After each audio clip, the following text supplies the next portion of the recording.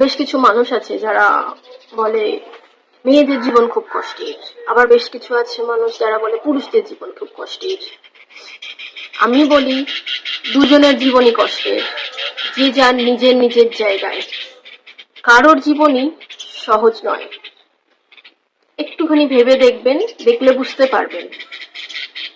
আর হ্যাঁ, কিছু জায়গায় তবু পুরুষদের জীবন একটু হলেও, মানে 10% হলেও মাঝে মাঝে কিছু কিছু জায়গায় সহজ হয়ে ওঠে।